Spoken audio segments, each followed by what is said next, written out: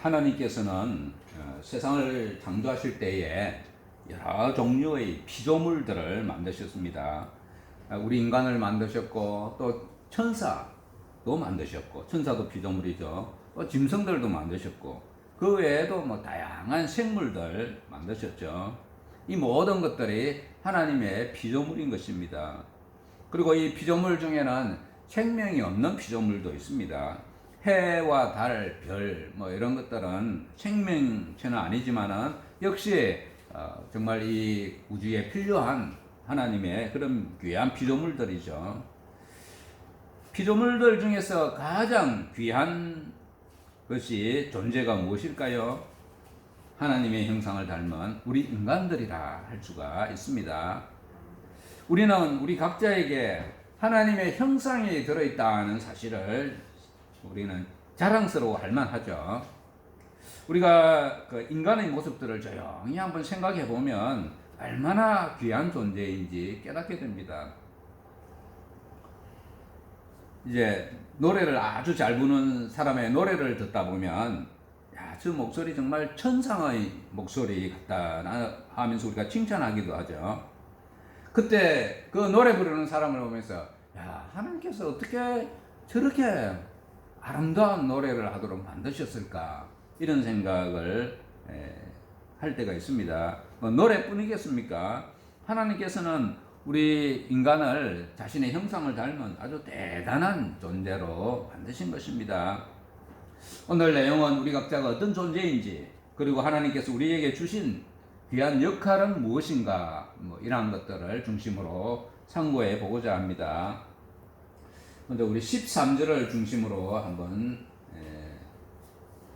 살펴보면요, 13절에 이런 말씀이 있습니다. 우리가 만일 미쳤어도 하나님을 위한 것이요 정신이 온전하여도 너희를 위한 것이니 그리스도의 사랑이 우리를 강건하시는도다. 우리가 생각하건대 한 사람이 모든 사람을 대신하여 죽었은즉 모든 사람이 죽은 것이라.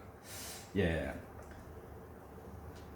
한 사람이 모든 사람을 대신하여 죽었다. 이 한 사람이 누굽니까?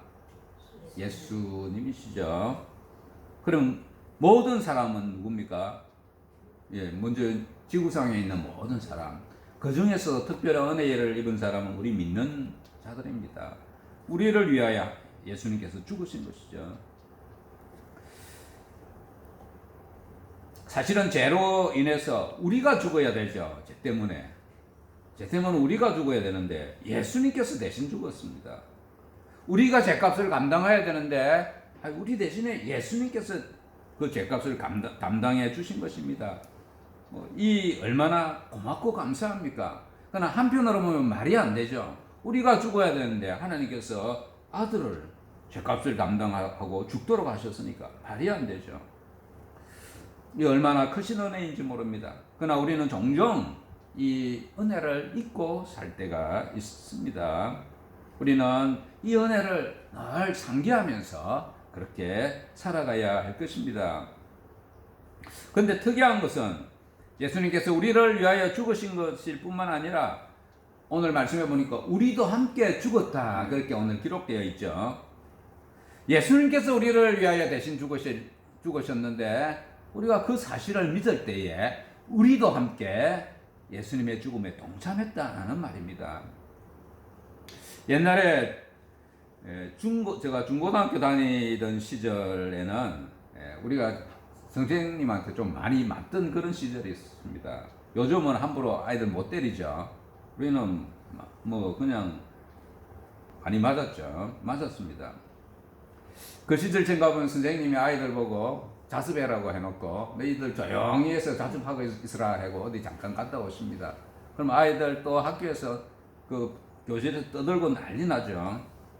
그럼 선생님 들어오셔가지고 화가 나서 이제 학생들을 혼내는데 어떤 때는 반장 한 사람은 혼을 냅니다. 별로 왜 떠들게 했느냐 이렇게 해서 반장이 벌을 받고 있을 때 고통은 반장이 대표로 받지만은 사실은 우리 모든 학생들이 그 벌에 동참하고 있는 것입니다. 예수님께서 우리의 죄값으로 죽으실 때 우리도 죄로 인해서 벌을 받는 그 죽음에 동참하였던 것입니다. 그래서 오늘 말씀에 모든 사람이 죽은 것이라 이렇게 말씀하고 있는 것입니다. 예수를 믿는 우리는 예수님과 함께 십자가 아래 죽었다가 예수님께서 새 생명을 주심으로 다시 살아난 사람들입니다. 우리 각자가 죽었다가 다시 살아났다는 사실을 우리는 잊지 않아야 합니다. 새로운 생명을 얻었으니 이후로는 과거의 잘못된 모습들, 습관들 다 벗어버리고 새로운 삶을 살아가는 것이 마땅하지 않겠습니까? 사회에서도 범죄한 사람이 감옥에 들어가서 몇 년 옥살이를 하다 나오는 것을 우리가 종종 보는데요. 감옥에서 나올 때 가까운 사람들이 또 가족들이 그 사람에게 이제 새로운 삶을 살아라 하면서 두부를 갖다가 먹여주기도 하죠. 뭐 두부를 먹여주는 이유를 정확히 알 수 없지만은 두부의 그 흰색깔과 같은 순결한 삶을 살아라고 하는 것이 아닌가 뭐 그런 것도 생각이 됩니다. 어떤 사람들은 이것을 해석하기를 큰 두부를 이렇게 입에 목구멍으로 넘길 때 그 이제 그 죄악된 삶들, 죄악된 것도 함께 삼킨다 뭐 그런 의미가 있다고도 합니다. 중요한 것은 새로운 삶을 살아야 한다는 것입니다. 그래서 오늘 21절 말씀에 보면요.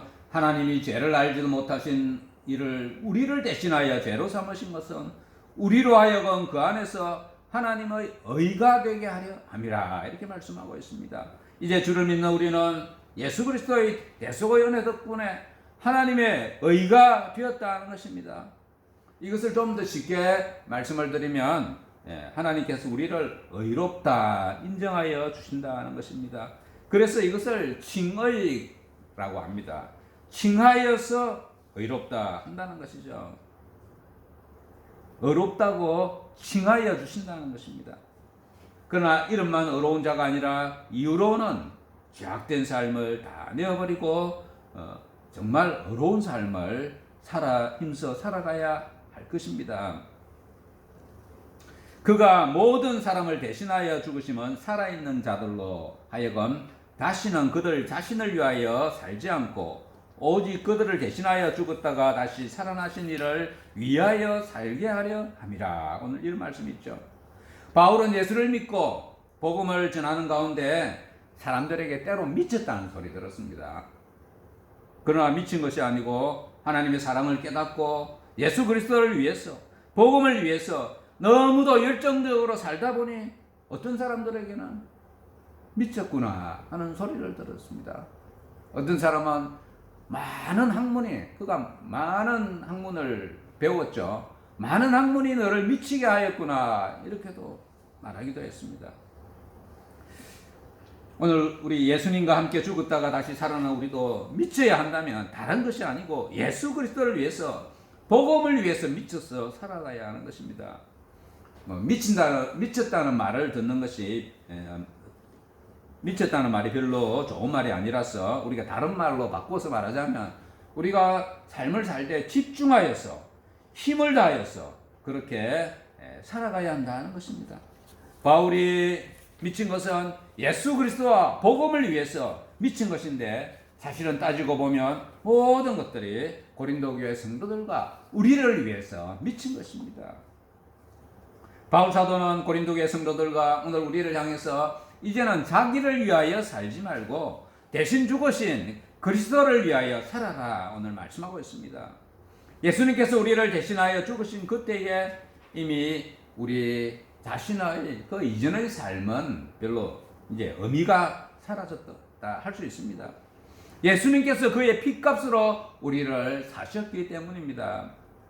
요즘에는 종이라는 신분이 없죠. 그런데 바울 당시에는 이 종이라는 신분이 있었습니다. 종은 대가를 받고 남에게 팔린 사람이고 그래서 대가를 준 주인에게 매인 사람입니다. 그래서 종이 된 사람은 이후로는 자신을 위하여 사는 것이 아니라 자신을 대가를 주고 산 사람을 위해서 살아가야 하죠. 이처럼 우리도 이미 예수님의 피값으로 사신받은 자들입니다. 그렇다면 피값으로 사신받은 우리도 자신이 아니라 예수 그리스도를 위하여 살아가는 것이 마땅하다 하지 않겠습니까? 예수님께서 우리의 죄를 대신하여 죽으신 것은 영원한 지옥불에 던져지게 될 우리를 구원하여 주신 그런 의미도 있지만은 이제 이후로는 대신 죽으신 주님을 위하여 살아나는 의미가 들어 있다는 것입니다.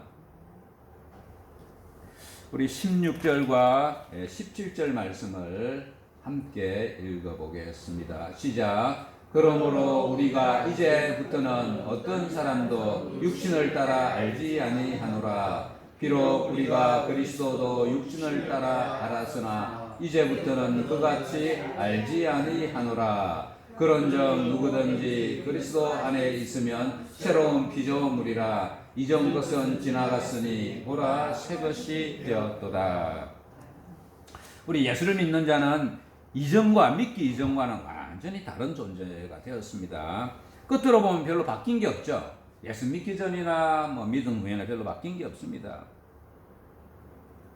우리 한국인이 미국 국적을 얻어서 미국 사람이 된 정도가 아니고 우리가 내적으로 영적으로 완전히 새로운 존재가 된 것입니다. 그래서 사도 바울은 바뀌었다, 변했다 그렇게 말씀하는 것이 아니고 새로운 피조물, 완전히 다른 존재라고 말하고 있는 것입니다.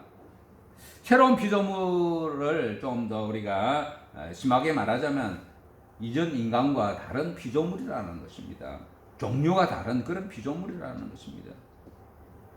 이전에는 우리가 믿기 전에는 사람을 볼 때 그 사람의 외모를 보고 학벌을 보고 인물을 따라서 그 사람을 파악했지만은 이제는 사도 바울은 그렇지 않겠다 말하고 있습니다. 그는 예수 믿기 전에는 예수님에 대해서도 저 한 사람의 유대인으로 본인은 그렇게 알았던 것입니다.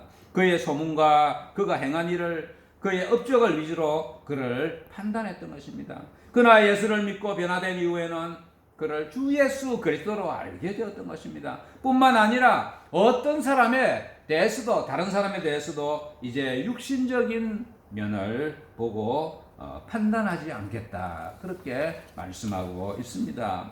오늘 우리들도 사람을 육신을 따라 외모를 따라 이제 판단하지 않아야 한다는 것을 이미 우리도 알고 있죠. 어떤 사람에 대해서 키가 크고 미모가 뛰어나다고 칭찬하는 일이 이제는 좋지 않은 생각이라는 것입니다. 사람을 육신을 따라서 판단하는 것이 어리석은 일이라는 것입니다. 오늘 우리가 사람을 볼 때 제일 먼저 봐야 되는 것이 있다면 저 사람이 믿는 자인가 믿지 않는 자인가 우리가 그 정도를 판단할 수 있어야 되죠. 예수 믿기 전에는 누구라도 사람의 육신적인 것을 먼저 보지만 그러나 예수를 믿은 이후에는 다른 사람의 영적인 면을 이제 볼 수 있는 눈이 필요한 것입니다. 바울 사도는 이어서 강조하기를 이전 것은 지나갔으니 보라 새 것이 되었도다 이렇게 말씀하고 있습니다. 유대인들은 이전에는 율법을 따라 살던 사람들이죠.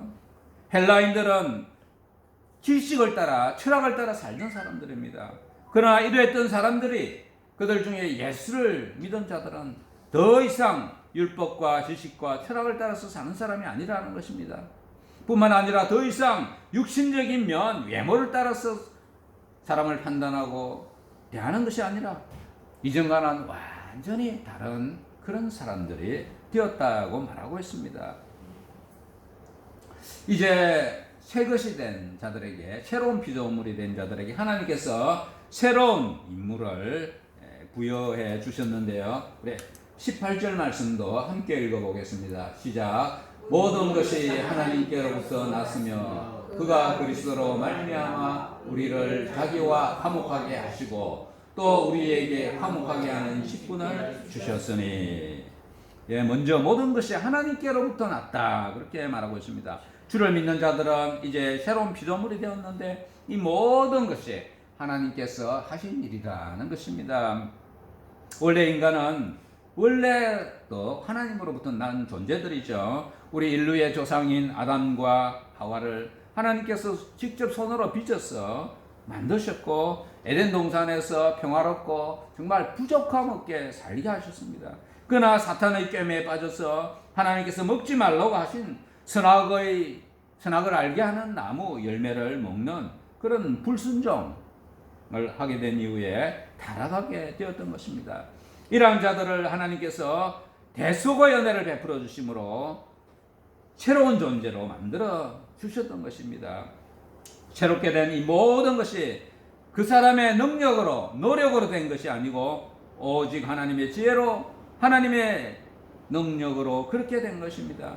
그래서 오늘 이 모든 것이 하나님께로부터 났다 그렇게 표현을 하고 있는 것입니다.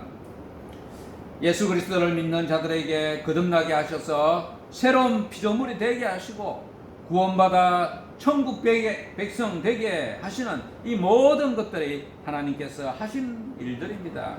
그래서 우리는 이것을 다른 말로 하나님의 전적인 은혜다 그렇게 부르는 것입니다. 표현하는 것입니다. 곧 하나님께서 그리스도 안에 계시사 세상을 자기와 화목하게 하시며 그들의 죄를 그들에게 돌리지 아니하시고 화목하게 하는 말씀을 우리에게 부탁하셨느니라. 하나님께서 우리에게 공짜로, 우리가 쉽게 말해서 공짜로 새로운 우리에게 생명이라는 큰 선물을 주시고, 그리고 그 선물을 받은 자들에게 역할을 하나 맡겨주셨는데 그것이 바로 화목하게 하는 직분이라는 것입니다. 그러면 이 직분은 첫째, 누구와 누구를 화목하게 하는 것일까요? 하나님과 세상을 화목하게 하는 직분을 주신 것입니다. 하나님과 세상이 화목하는 일에 우리가 역할을 감당하기 위해서 어떻게 해야겠습니까? 세상 사람들을 설득을 하고 하나님과 화목하라고 우리가 권유해야 될까요? 당신들 하나님과 화목해야 됩니다. 이렇게 권유해야 되겠습니까? 그게 아니고 복음을 전하는 것이 하나님과 화목하게 되도록 하는 것입니다. 요즘 교회들에서 우리 믿지 않는 자들에게 선물도 나누어주고 또 그들과 어쨌든 친근하게 해보려고 노력하죠. 그런 일도 필요한 일이지만은 정말 믿지 않는 자들이 하나님과 화목하게 하려면 복음을 전해야 하는 것입니다. 화목하게 하는 방법을 우리는 잘 인식하고 있어야 되죠. 우리가 주변 사람들에게 잘해주는 것, 그거 필요합니다. 중요하죠. 그러나 우리 이제 핵심적인 것은 복음 전하는 일이 우리가 해야 할 사명인 것입니다. 혹시 믿지 않는 사람들이나 또 가까운 사람들과 문제가 있습니까? 다른 방법보다는 복음 전하겠다는 마음을 품어보시기 바랍니다. 그렇다면 복잡했던 문제들이 하나씩 해결되어 가는 것을 볼 수 있을 것입니다. 화목하게 하는 역할의 두 번째 것은 사람들 간에 화목하게 하는 일을 하는 것입니다. 자신이 가는 곳마다 공동체가 화목하게 하도록 하는 것입니다.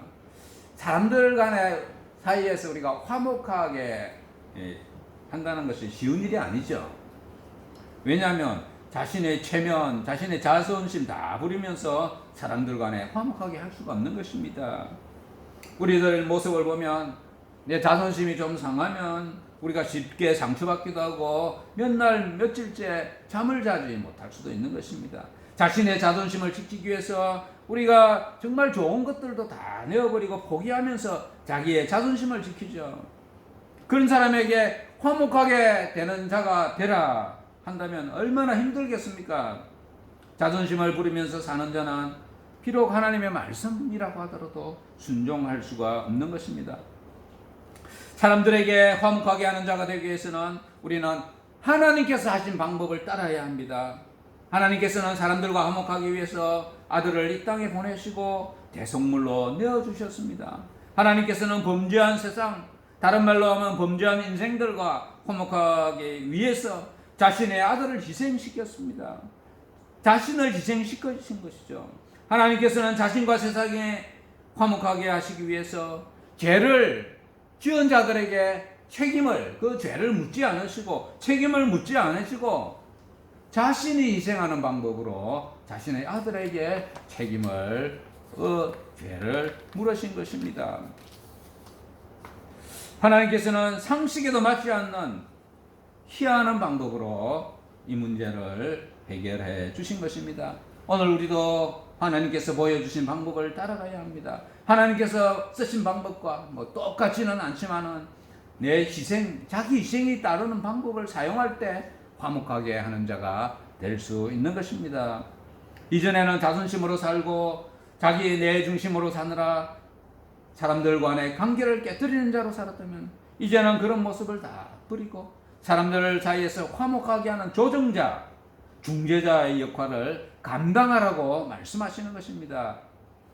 가정이나 공동체를 보면 가족들 간에, 사람들 간에 그렇게 문제의 중재자가 되고 조정자가 되어서 화목하게 하는 사람들을 우리는 간혹 볼 수 있습니다. 하나님께서는 새로운 피조물이 된 자들에게 이런 역할을 감당하라고 말씀하고 계신 것입니다. 하나님께서는 세상을 자기와 화목하게 하셨고, 또한 우리 믿는 자들에게도 자기를 닮도록 하시고 세상에서 화목하게 하는 직분을 주신 것입니다. 우리 성도들이 주를 믿은 후에 해야 할 일들이 많이 있지만 그 중에서 특별히 화목하게 하는 역할을 하라고 하나님 콕 찍어서 이렇게 강조하시는 것은 그 역할이 그만큼 중요하다는 것입니다. 주를 믿고 난 이후에 해야 할 일들이 많이 있겠지만 화목해 하는 일, 우리가 우선적으로 해야 할 일이라는 것을 기억하시기를 바랍니다. 하나님이 죄를 알지도 못하신 일을 우리를 대신하여 죄로 삼으신 것은 우리로 하여금 그 안에서 하나님의 의가 되게 하려 하심이라. 죄를 알지도 못하시는 그 아들 예수 그리스도에게 죄의 짐을 탁 지우시고 십자가에서 죽게 하신 것은 주를 믿는 우리가 하나님의 의가 되어서 하나님과 세상을 화목하게 하고 사람들 간에 화목하게 하는 자로 살게 하려는 것입니다.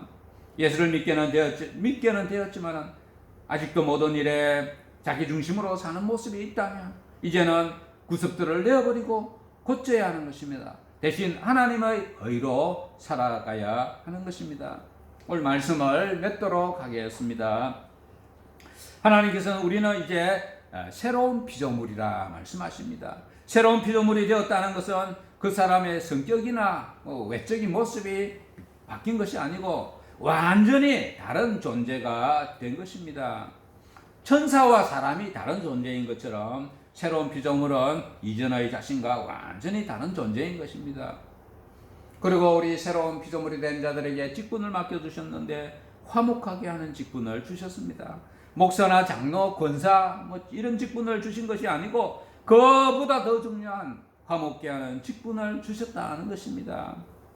화목하게 하는 일이란 첫째, 하나님과 세상 사이를 화목하게 하는 징검다리가 되는 것입니다. 다른 말로 하자면 복음 전하는 일이 하나님과 세상을 화목하게 하는 일인 것입니다. 뿐만 아니라 사람들 사이에서 화목하게 하는 역할을 감당하는 것입니다.